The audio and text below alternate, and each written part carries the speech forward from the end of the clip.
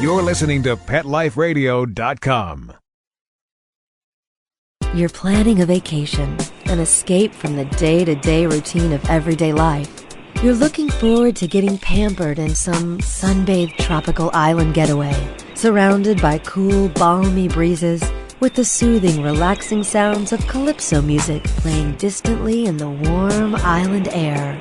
Doesn't it sound wonderful? Well, don't leave your pets at home. They want to go too. Welcome to Travel Tales, the show where you'll get great travel ideas on perfect places for you and your pet. From Paris to paradise, south of the border to the South Seas, Travel Tales will give you cool tips on fun vacation destinations to travel with your pet, pet-friendly hotels, and advice on how to travel safely and happily with your furry best friends. So get ready to pack the bags and the bones with your Travel Tales hosts, Susan Sims and Nicholas Sveslosky.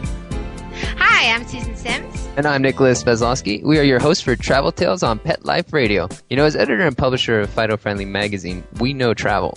And we can't wait to share our years of travel experience with you during our podcast each week. You know, one of the topic discussions that we receive a lot of requests on is about flying with your pet in the cargo area or in the cabin when your destination demands you to travel by plane instead of ground. I know, and it can be a very stressful time for both pets and their guardians, but if you find yourself making this type of decision, it is important to ask questions of the airline regarding safety and procedure. You know, a lot of our listeners probably won't know this, but you know it very well, Susan. When my black lab Tasha came home to me for the first time, she arrived by plane. I know. We actually shipped her from Idaho to California, where you were living at the time, and we were a little nervous. We had never shipped a dog before, and we weren't really sure what to expect. I was really nervous. I mean, we saw her in Idaho. We said, that's the dog. And then we had to leave to California before she could be separated from the owners at the time. So we were really nervous to get her coming back down. Yeah, she was such a sweet dog, and we took her to, there's a special spot. It's not where you would check in as a normal passenger. It's like their cargo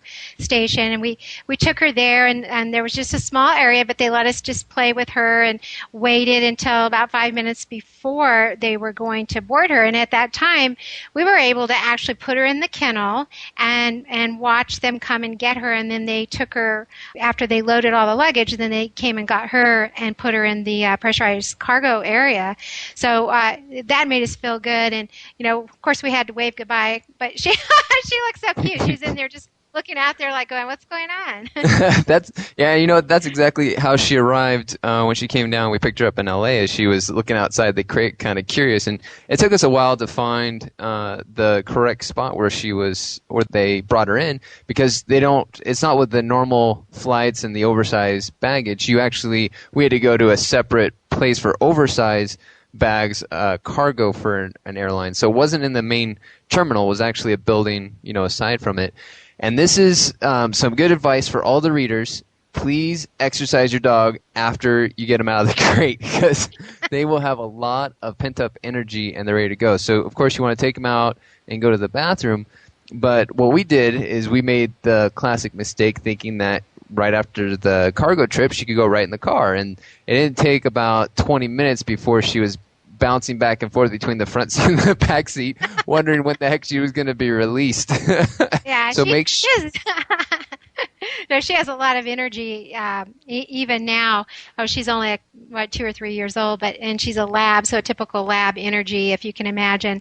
I can just visualize her doing that. It's kind of like, wait a second, I was just cooped up for an hour or however long that trip was. Yeah, I mean, it's good to bring along toys or something. I mean, if they're like my lab Tasha, if your dog loves to chase a ball or chase any type of toy, just to do that enough to where they get tired, and then of course you can get them water, but then that they're ready to go back into a confined space is really helpful for your dog to kind of get over maybe some of the experience that they had, if there's loud noises or anything like that. So yeah, and I know after this, it wasn't too much longer after that she had another experience, and you took off to do a trip to Colorado where you had to take her as cargo in the plane that you were taking. So what was that like? Yeah, correct. I mean, at that time, she was what we like to call a jet set pet. And, she was ready to go on the plane, but it was a little different because she was going to actually be flying with us. So, there were certain steps that you had to take in order to make sure that the flight was a success. Yeah, so tell everybody what you did, because I think this is important for people that are even thinking about doing this. If you call the airlines, I guess, is one of the first things you would do. Yeah, well, actually, I'm going to run through a good checklist. And for all the listeners out there, if you got a pen and paper, I'm going to run through some items that will be good to kind of reference to. It's not everything, but this is definitely a good start. So if everybody's ready, the first and foremost... Okay, good. The first and foremost thing is you want to make sure that Fido absolutely loves his crate. So what that means is that if you have to spend some time, getting your dog ready and comfortable with being in the crate for long periods of time, it is well worth it for the ease of your dog. Once they start feeling like the crate is their den, then they get much more comfortable in any type of environment or anything that's going around because they feel safe in that environment inside their kennel or crate. The second thing is you want to do is check the length of the flight and make sure that, if at all possible, you have a direct flight. So that way you can avoid, delays, lost baggage, or anything like that. The length of the flight is going to be important to match up with your dog's temperament. And if you're going to be shipped, if they're going to be shipped cargo or under the seat, may give you a good indication of how long of a flight you can take with them. The third thing you're going to want to do is, like you said before, Susan, is you want to check with the airline and their policies regarding flying Fido, with the appropriate feeding times, kennel requirements, and required vet records and weight limits for your dog. The fourth thing that you're going to want to do, and this is one of the most important steps, is that you have to get a clean bill of health from your vet for Fido to fly. Your dog cannot fly without any vet records, so you're going to want to be able to be there probably no more than 30 days out. Most airlines will require vet records at the 30 days out. So I say about 10 days in advance is good to get that clean bill of health, and make sure you have that with you and plenty of copies, even at home, in case you're somewhere and you lose the records, somebody can fax them to you. The fifth thing you want to do is prepare the crate. Now, by preparing the crate, there's going to be a few steps that you can do, but once you do this, you're going to feel a lot better about your dog if they have to be out of your sight in the cargo area. You're going to want to stick live animal stickers on the crate so you can let people know that there's a dog inside the kennel. You're going to also want to maybe type up a one-page profile of your dog and all of your contact information. You'd probably want to put a letter on there, something that kind of makes it more of a friendly feeling if somebody's coming up to your dog for the first time. They don't know if your dog is a friendly dog or not. So a simple letter saying something like, "Hi, I'm Tasha. I'm a nice Labrador Retriever and I don't bite. Please contact my parents if I'm lost, and I will probably need to be fed and walk so I can relieve myself. I'll be forever grateful." And you can tape this to the outside of the crate and maybe title it something like, "If I'm lost or delayed." And then that way somebody, if they can see a crate there for a little while that's sitting there, they can read through that and be able to take care of your dog. Make sure that there's water and food dishes that are attached to the inside of the crate. Maybe put a T-shirt in there that has your smell in it and a toy that your pet loves to be with. And then be sure to tape maybe a small bag of food and a leash on top of the crate so that if somebody is going to feed or walk your dog, they have those right there. The sixth and final thing is make sure that you give plenty of reassuring hugs and kisses. When you're calm and confident, then your pet will follow your lead and realize that there's nothing to really worry about. If you get emotional about the separation and the trip, then your pet might pick up on some of this and may be cause for concern about the adventure they're about to take. So you can check with the airport about available areas on site, but plenty of exercise and play before takeoff really helps Fido prepare for the trip. That's great, and it was funny when you were talking about that. There's actually different airports now that provide dog walk areas, and one thing I found interesting is that there might even be little doggy stations. I picked up some information about LAX, and I wrote this down. It says a small pet park, and it's located at a certain part of the terminal. So this is one of the things you would also do is contact the airport and see if there are areas like this. But at LAX, there's actually a little dog house, and there's a stand. They have the plastic bags so owners can clean up after their animals, and a trash cans, and then they gave rules like, neat. Isn't that cool? And then in Austin is kind of interesting. They have a dog walk. It's the airport. They call it the airport's dog walk, and it's landscaped and it's also lighted. So that's that's kind of cool. So if it's, during the evening, there's lights so you can see your way, and they offer a pet drinking fountain, dog waste pickup bags once again, and trash. And then at SeaTac, they have a small area outside their main terminal to serve as a pet potty for traveling animals, and they even have absorbent sand and plastic bags and garbage bag, cans there. So it's really interesting because as more and more that we're with our pets and we're traveling with them, and more that includes airlines, they're actually making it really possible for you to enjoy the experience, because now you don't have to worry, like, where am I going to take my dog? They're setting up these special places, so it's really neat. Yeah, it's really good to see that it's making it easier. I mean, flying by plane is probably going to be one of the most nerve-wracking things about traveling with your dog, because you may see this exotic location, or you may see, a place that's in a different state, but then you got to come to the conclusion, like, okay, how am I going to get there? So if you have, people that are making it easier and more comfortable for us to travel, then it just opens up the door so much more for us to bring our dogs everywhere we go. Yeah, exactly. And actually, we're going to take a break because we have somebody waiting to talk to us just about that type of thing. And Susie Kerwin-Hagen is the representative from Midwest Airlines, and we're going to get to chat with her, and she's going to tell us how your dog can earn mileage when flying. So that's going to be a lot of fun. So sit and stay. We will be right back with more Travel Tales on Pet Life Radio. Attention passengers, please fasten your seatbelts, put your seat bags and sleeping pets in their full upright position, and prepare for takeoff. Travel Tales will be zooming back with more great travel tips right after this.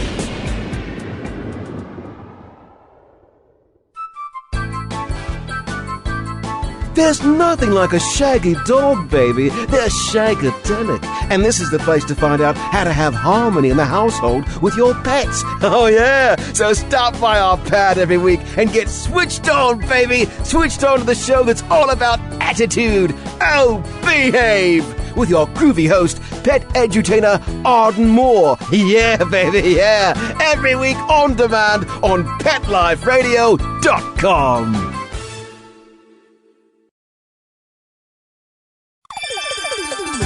Let's Talk Pets on PetLifeRadio.com.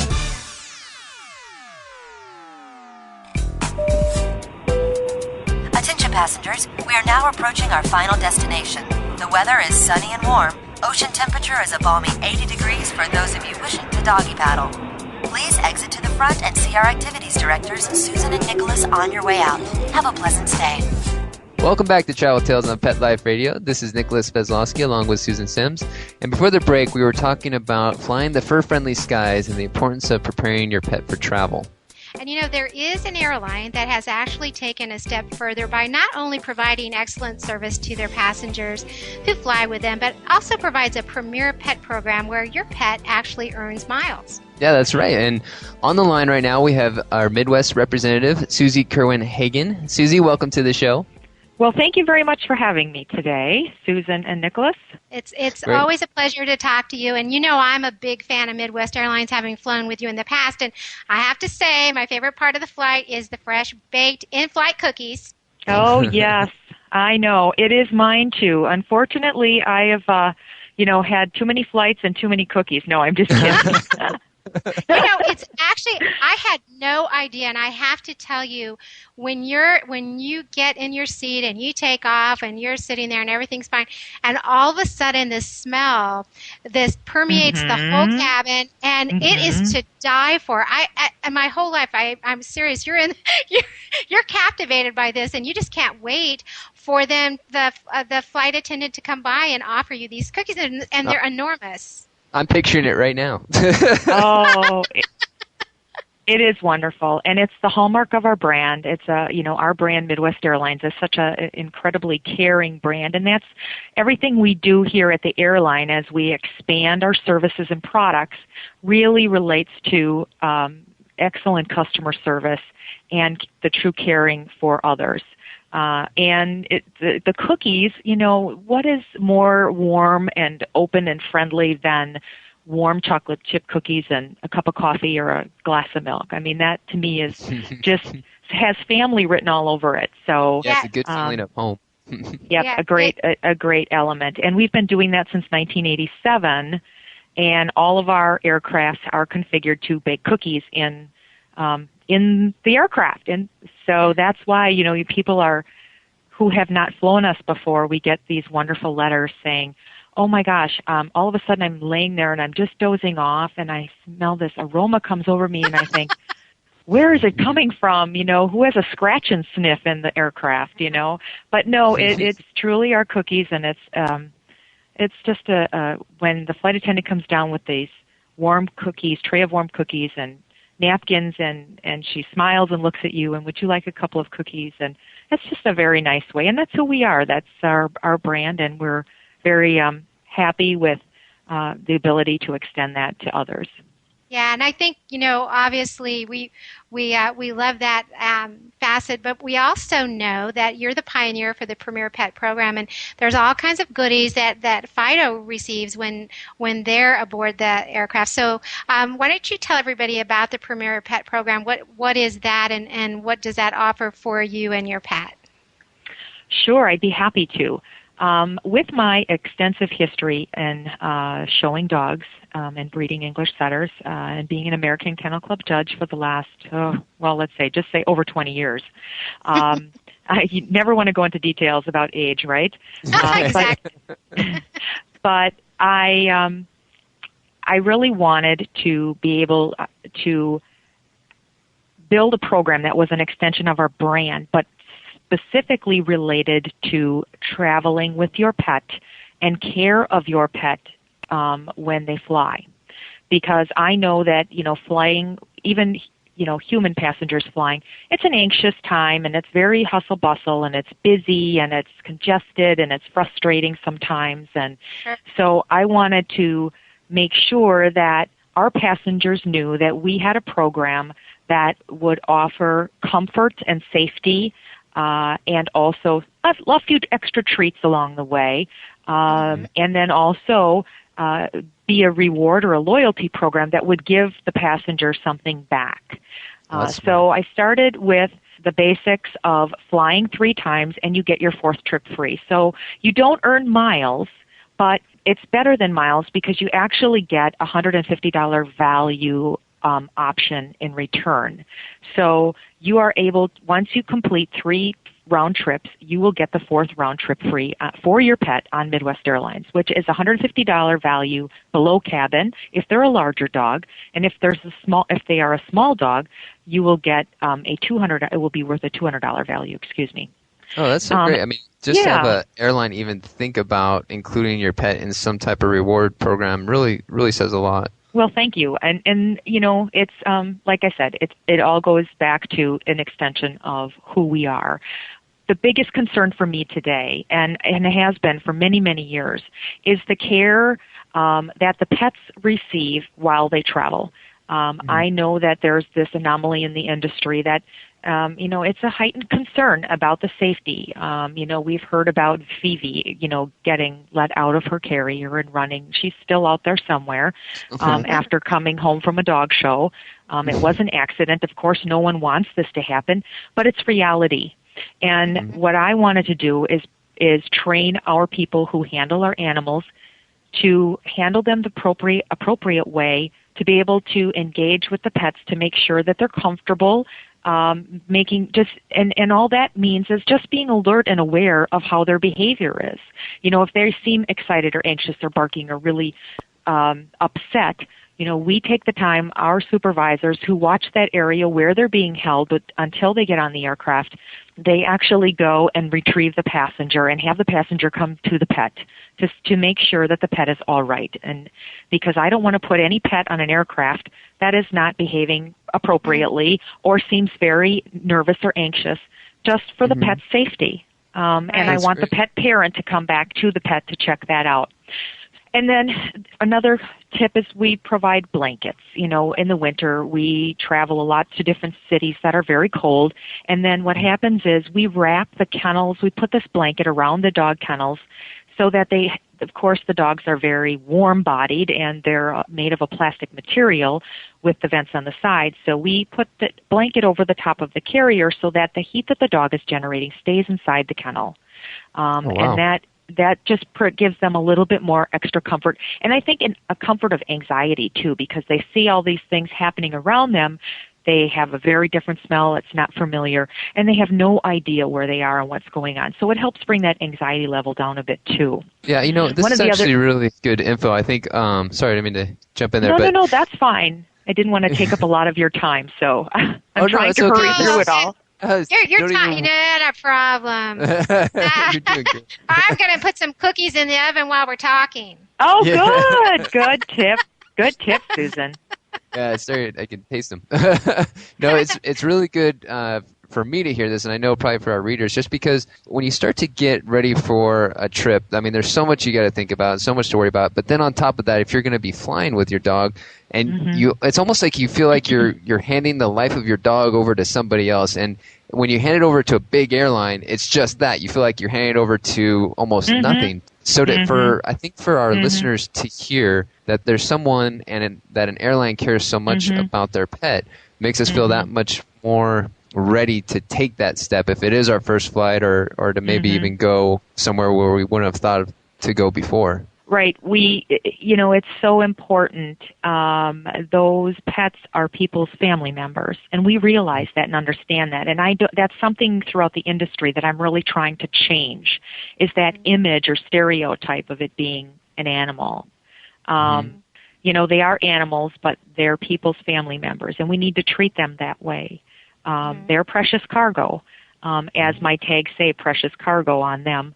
I want our people to handle them as if they were part of their own family.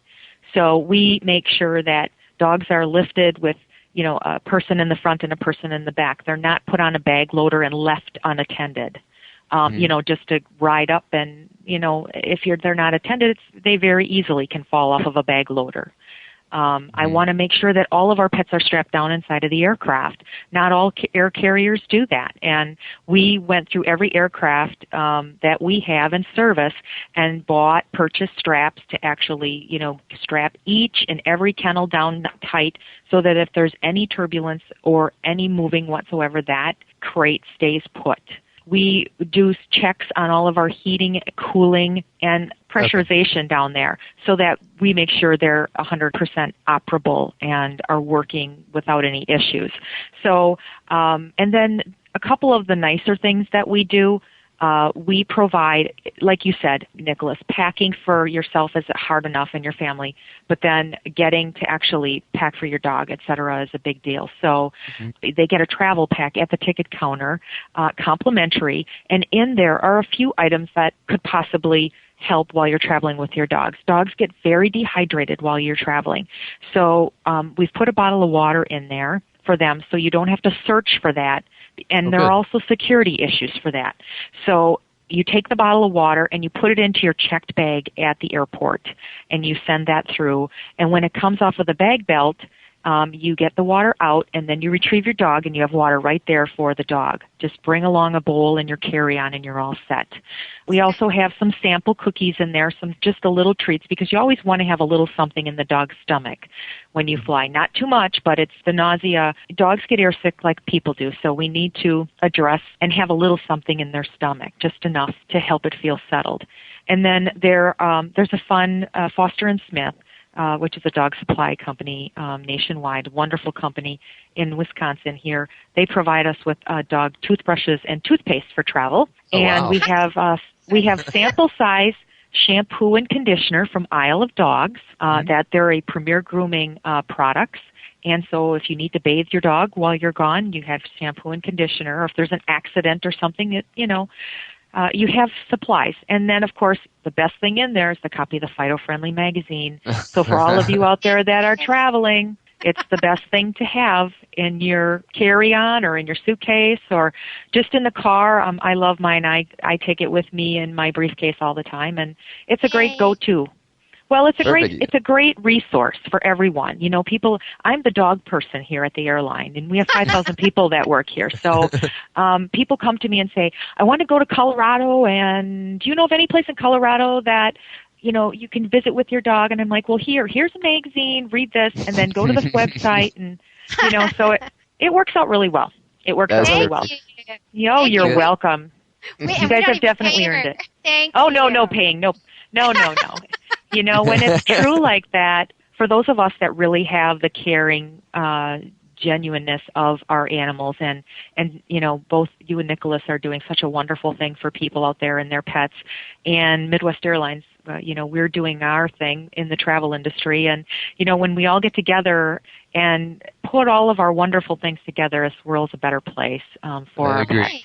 I think this industry, being in the pet industry, is probably one of the most rewarding things, just because the people that are truly involved in any aspect that has to do with the care of your animal are genuinely good people, because they wouldn't be in it otherwise. It's almost like every day you get to talk to somebody that is a fun and loving person.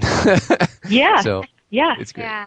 Yes, absolutely. It's kind of like the heartstrings industry. Oh, it does. It does, and when we all pool together and our resources and our talents and our love for our animals, it's amazing what we can all do together. And I think that goes to everyone out there in the world. If you truly have a love for animals, there's something that you can contribute somewhere, whether it's in your community or your town or your humane society, or get in touch. There are so many organizations online to just make a difference, and please take advantage of it if you can. It's important for our animals. I agree. They really do, and that is important for people to remember. Yeah, and I know, you expressed a lot of great care as far as talking about when, Midwest does have a kennel with a dog inside on its airline. If you wouldn't mind, Susie, if you could take us step by step, what somebody would expect when they are going to, preparing to bring their dogs to Midwest Airlines, and then all the way to the end. So what they can expect before the flight, maybe also if something were to happen, if the flight gets delayed, or if there is a change in flight that you're going to have to make a stop and change to another plane, how the dogs are handled in both situations, a delay or a change. And then finally, probably when we come to the oversized baggage and collect our dogs, what we can expect. Well, from the beginning to the end is the pet parent arrives at the airport, and the pet is checked in at the ticket counter with their health certificate, and everything is tagged and labeled accordingly. The pet is then given their Midwest Airlines Premier Pet Carob Travel and Treat, because, of course, they can't have chocolate. So they get their cookie, too. So they get their customized little Carob dog cookies at the ticket counter. And then they'll get the pet parent will get the Premier Pet Travel Pack. And then, depending upon when the passenger arrives with the pet, if they are 2 hours early and they check in and they don't want to leave the dog right away, they can, depending upon how busy the airport is, they can keep the dog anywhere from up to an hour before departure or a half hour before departure, depending upon how long you think it's going to take you to get to security. And keep in mind that the gates, do start boarding about 20 minutes prior to your flight. So that's something to keep in the back of your mind. Then when you are ready, we will call our handlers, our agents, to come up, and two of them will come up and take the dog back to a holding area that is heated and air conditioned depending upon what time of year it is. And they will place the dog in an area where they will be held until they are put onto a special cart, and then potentially, if it is cold, they will wrap the kennel. If it's not, they will keep them in the air conditioning exceptionally late, just maybe 5 minutes before the plane is going to depart, because they want to make sure the dog stays cool or warm, whatever it is.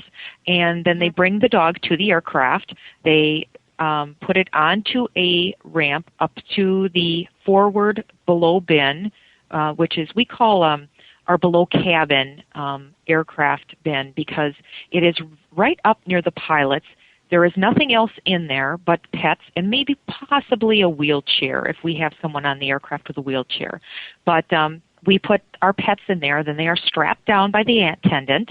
The attendant signs off that the dog was strapped down and it was loaded and the dog was in appropriate behavior, seemed fine. Then that tag is taken up to the flight attendant, and the flight attendant takes that acceptance tag signed by the ramp agent to the passenger on the aircraft. Mm-hmm. And right, so the passenger then knows that their dog is loaded and everything was A-okay. When they get to their destination, they will go down to get their bags, and they will go to the baggage claim and get their bag, and then if they look around, they'll see elevators near the baggage claim, and the closest elevator to your baggage claim where your bags are coming off is where most of the time, 99.9% of the time, your dog should come off on that elevator. And then you'll just wait there for your dog. But, when there are people and systems and things sometimes get awry, but you can always stop at the baggage claim area and they can direct you to where your dog will be brought up on an elevator.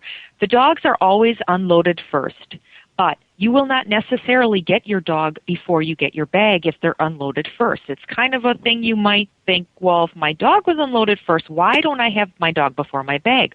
Where's my dog?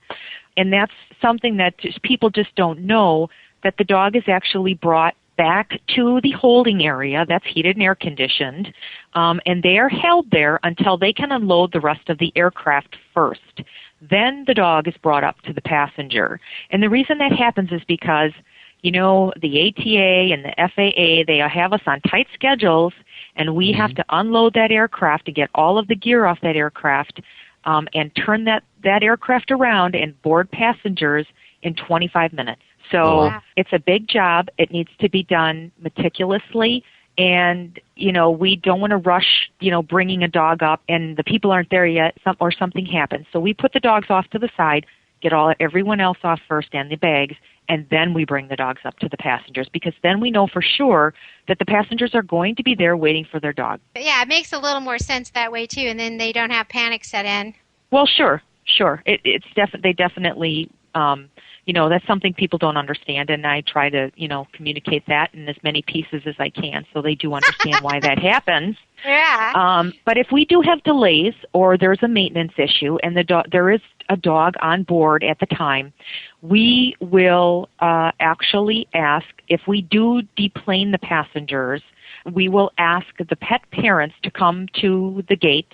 Wow, podium. That's really neat. Yeah, and then we'll have them go get the pets down. We'll escort them, because of course this is all a very secured area, and we'll take the pets off. We'll put them in an area that's comfortable for them while they're waiting as well.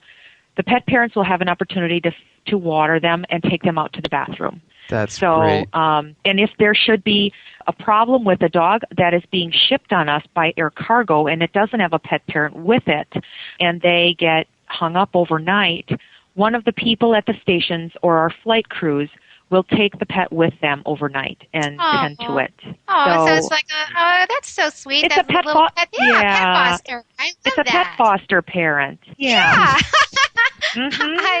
I love it. So it sounds to me like you can really fly any time of the year because the below cabin is temperature controlled. Oh, yes. You know what? I'll tell you, I have taken dogs out to aircrafts. Actually, during the Westminster Dog Show, I pretty much go to work and I load dogs because I know there are a lot of dogs traveling with us, and I want to make sure that everyone is A-okay and boarded properly. So, that's February in Milwaukee, and that's pretty darn cold at that time. Wow. And they come out on the cart with a blanket over their cage, and by the time those dogs are brought out, the aircraft's already been running, the engines have been running for a little bit, and it's darn warm down there. So they just go right into the warmth. They're strapped down, it's lit, they see people, and it's just, it's no different than riding in the back of a van. And that's pretty much the story. I love it. Is there anything else you think that our listeners should know? And if not, I guess they could find all that information out on the website. Sure. You want to go to www.midwestairlines.com. And again, my name is Susie Kerwin-Hagen. Some of the other tips, always check with a veterinarian first, but I don't recommend sedating animals, just because people aren't aware, and veterinarians aren't aware, that altitude plays a role in the absorption of that sedative. And with every dog, it will be different. So that's a little bit of an unknown anomaly. And there have been dogs that have passed because they were too heavily, between the sedatives and the altitude, it just was not, the dog had an issue with that and was not able to sustain that. Wow, so be very careful. Yeah, be that's very kind of careful sad. about that. Yeah, it is very sad. Be very careful with that, because I would much rather see you put cotton in their ears and go to your local health food store and get something natural. There's a lot of natural things out there, and maybe that'll just take a little bit of the edge off if you really think it's necessary. But crate train your dog. Yes. Yeah, get them to love that. That is so important. If you want to travel with your dog, you need to crate train them. They need to know that crate is their home and they're safe when they're in there. And that needs to start at home. Comfortable, safe travel with your dogs, whether it's in a car or a plane or a train or anything that moves, is to crate train at home from the time they're babies. And make sure that they know that the crate is a safe place and a comfortable place for them to be, and that it's not a punishment place. Okay? Right. If you're punishing, that don't put them in the crate, because they'll link those two together as well. So it's a reinforce that this is a comfortable, safe place for those dogs to travel if you ever want to travel with your animals. It's their home on wheels. Yeah, home on wheels. And mine are 8 years old. Is it too late to crate train them? Not really. Okay. No, it really isn't. It really isn't. I mean, it is definitely not too late to train them. Yes, you're going to have to put up with a little bit of, resilience and a little bit of stubbornness. Because I think do you have Labradors? Yes, we have 2 labs, and yeah, and all the kind of what Labradors can tend to be a bit on the stubborn side. As long as they're exercised and tired, they're good to go. Yeah, that's true. That's true. That's very true. As long as they are exercised. But that's just one of the most important tips, is that the training does start in the home. It just helps them feel more comfortable in a very hectic environment. Yeah, that helps, because there's going to be a lot of loud noises and things they're going to have to go through on the adventure. So, well, Susie, I want to thank you so much. This has been a lot of great tips and info. And again, for anybody that wants to find out more about the Premier Pet Program or to find out more about Midwest Airlines, just go to midwestairlines.com. Please do. Thank you very much for the time. Hey, thanks, Susie. Safe travels, and we look forward to talking to you again real soon. Me too. Have a great day. Okay. Bye-bye. Bye-bye. We're going to take a break and come back with our travel tips. So sit and stay. We'll be right back with more travel tales on Pet Life Radio. Attention passengers, please fasten your seatbelts, put your seat bags and sleeping pets in their full upright position, and prepare for takeoff. Travel Tales will be zooming back with more great travel tips right after this.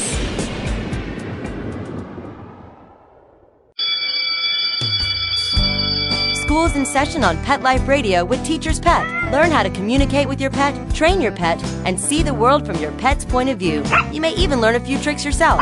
Teacher's Pet with pet expert and author Sarah Wilson. Only on PetLifeRadio.com. Let's Talk Pets on PetLifeRadio.com.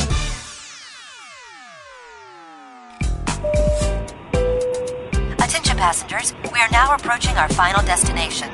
The weather is sunny and warm. Ocean temperature is a balmy 80 degrees for those of you wishing to doggy paddle. Please exit to the front and see our activities directors, Susan and Nicholas, on your way out. Have a pleasant stay. Welcome back to Travel Tales on Pet Life Radio. This is Nicholas Sveslosky along with Susan Sims. And before the break, we were talking with Midwest Airlines spokesperson Susie Kerwin-Hagen about their Premier Pet Program. And she was kind enough to walk us through a lot of the steps that you need to take for the process of flying with Fido. And this brings us to our Fido-friendly travel tip. When flying with Fido, be sure to contact your airline to find out policy and procedure. You want to make sure you have the necessary vet records and that Fido is healthy and ready to fly. Most airlines give you about a 30-day window for a clean bill of health and the ready-to-fly vet records. So you want to make sure to take into consideration your return date and that falls within that 30-day window as well. Our January-February issue of Fido Friendly magazine will include an informative page of websites and phone numbers for travel resources, both domestic and abroad for you. And if you would like to find out more about today's topics or just about traveling with Fido, you can go online to FidoFriendly.com to subscribe, or just stop in one of your local Borders, Barnes & Nobles, or PetSmart location and pick up a copy of Fido Friendly today. And, we would love to hear from you with the questions or comments have, and please feel free to email us at Pet Life Radio. And until next time, safe travels and leave no dog behind. This is Susan Sims along with Nicholas Sveslosky for Travel Tales on Pet Life Radio. Pet Life Radio presents Travel Tales, the show where you'll get great travel ideas on perfect places for you and your pet. From Paris to paradise, south of the border to the South Seas, Travel Tales will give you cool tips on fun vacation destinations to travel with your pet, pet-friendly hotels, and advice on how to travel safely and happily with your furry best friends. So, get ready to pack the bags and the bones with your Travel Tales hosts, Susan Sims and Nicholas Sveslosky, every week on demand, only on PetLifeRadio.com.